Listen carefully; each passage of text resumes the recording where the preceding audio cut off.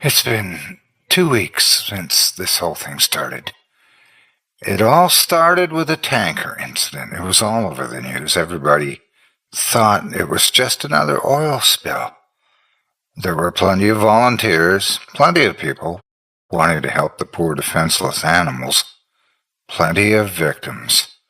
Within hours of the tanker incident, it started happening. The animals had gone crazy. They were scratching and biting the cleanup volunteers. They said that it was an adverse effect to whatever was in that tanker. Rescue workers were still trying to get the crew out of the ship. They could hear screaming inside, screams to open the doors. But that's when it all went to hell, as soon as they cut the door out. They broadcast for 6 full minutes before it went silent. 6 minutes of screaming and agony. The ship crew attacked the rescue workers like rabid baboons, breaking bones and tearing flesh. The people on the shore weren't faring any better.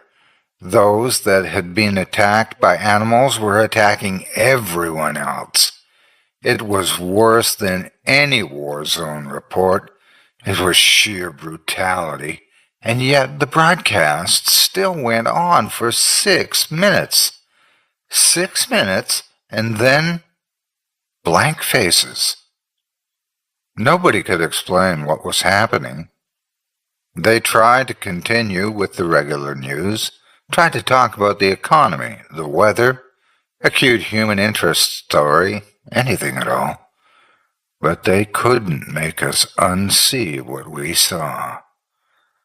I tried to continue my regular existence, but every time I switched on the news or walked by a newsstand, it was there.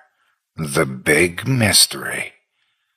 They had some explanations, some kind of infection, brain parasites, but it didn't matter. It wasn't an infection we were afraid of. It was them. 4 days after the initial report, a state of emergency was raised. And yet, we'd all seen this before in every zombie movie ever produced. People didn't know who to trust. They were stockpiling food and weapons. Some tried to flee, but it seemed every zombie movie was right. They didn't make it. 3 days later, they arrived in my town. I expected moans, shuffling corpses, dismemberment. But that's where the movies lied. They ran through the streets, screaming. I remember running out to my front door as fast as I could, locking and barricading, doing anything to make sure it would stay shut. And then I headed for the window. I was on the second story, and I could see the carnage. They were unstoppable. They were aware. A group of them made their way through a building across the street. They jumped straight through plate glass windows. Even the shards slicing through them made no difference. They just kept coming. My barricade wasn't going to hold. I rushed around my apartment, grabbing supplies and jamming them into the most secure room I had.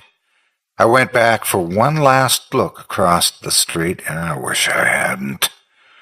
In her second-story window, my face met one of theirs. They knew where I was. I quickly dashed into the room and locked the door. I don't have any kind of panic room or a secure basement, so the safest place I could think of was my bathroom.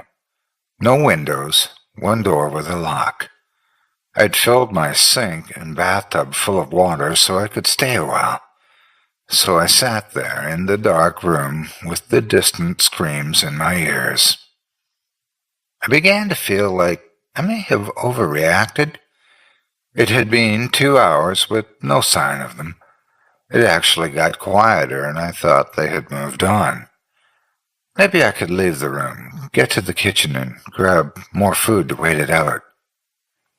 A crash came from the front door.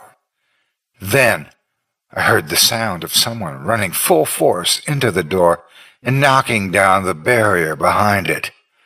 There were a couple of more crashes, and then I knew they were inside. Rapid footsteps began moving around my home. There were a couple of screams, and then a bang on the wall beside me.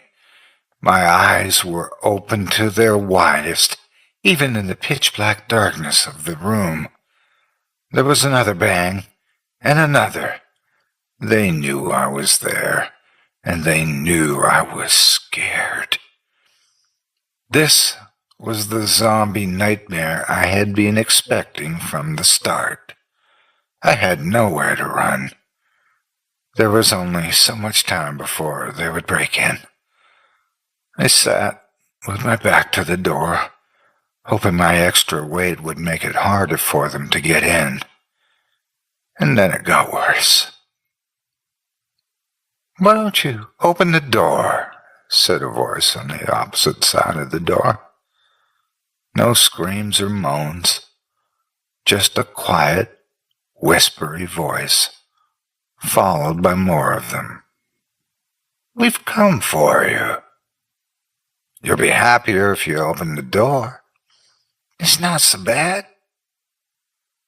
The whispery voices became a cacophony of noise trying to persuade me, to break me, to fool me. I had heard that the moaning of zombies would drive people insane, but this was worse, a siren call.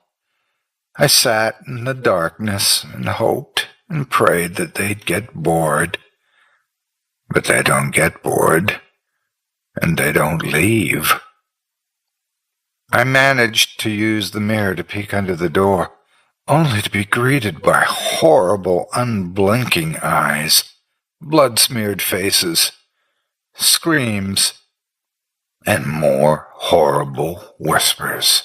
That was 2 days ago. I don't know what to do anymore. Maybe it won't be so